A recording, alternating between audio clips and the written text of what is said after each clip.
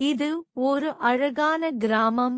இந்த கிராமத்தில் ஒரு பாட்டி ஒரு நாட்டின் கதை கூறுவாள். ஒரு நாள் இந்த கிராமத்திற்கு ஒரு 2 ஆய்வாளர்கள் வருகிறனர். அவர்களின் பெயர் ஸ்வேதா மற்றும் அஜய். இருவரும் அந்த சிவன் கோயிலுக்கு செல்ல இருக்கிறனர். கிராமத்து மக்கள்கள் தடுத்தனர், ஆனால் அவர்கள் மீது சென்றார்கள். அன்று இரவு 1 மணி போல் கோள்களின் கதவு திறந்து ஒரு ஒளி ஆடுகிறது. இதனைக் கண்ட அஜய் யார் நீங்கள் என்று காட்டுகிறான். அப்போது அந்த ஒளி அவர்களை கோவிலை விட்டு துரத்துகிறது.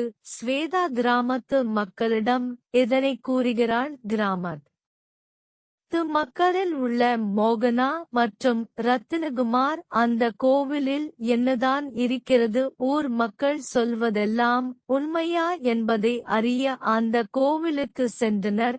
அதேபோல் 1 மணி அளவில் அந்த கோவிலில் அந்த ஒளி ஆடுகிறது. ரத்தினகுமார் யார் நீங்கள் என்று கேட்கும்போது உள்ளே உள்ள சிவனின் மேனி ஒழிகிறது.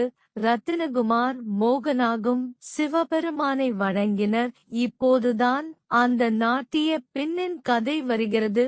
ஒரு அழகான மாலைகள் நிறைந்த கிராமத்தில் கோலமிடும் பெண்கள் கோலமிட்டனர். சிவகாமி ஒரு நாட்டிய பெண் தனது பாட்டியுடன் நாட்டியம் ஆடிக் கொண்டிருந்தாள். அப்பொழுது அவரது பாட்டியால் அந்த மலைக்கு பின்னால் உள்ள சிவன் கோயிலில் நீ நடனம் ஆட வேண்டும் என்று கூறுகிறாள். பௌர்ணமி இரவில் சிவகாமி அங்கே செல்கிறாள். அங்கே உள்ள சிவலிங்கத்தை பார்த்தவுடன் தன்னை மறந்து அவள் ஆடுகிறாள். தன்னுடன் ஜீவனம் சேர்ந்து ஆடுவதை அவள் கவனிக்கிறாள். பிறகு சிவனும் சிவக காவியம் காத்துடன் மறைகின்றனர். அடுத்த நாள் காலை முருகன் கோயிலில் மக்கள் சிவகாமியை தேடும் போது அங்குள்ள கல்லில் சிவகாமியின் மஞ்சள் புடவை கிடந்ததை தனது பாட்டி பார்த்து அழுகிறாள். அன்று முதல் மக்கள் ஒவ்வொரு இரவுகளிலும் சிவகாமியும் சிவனும்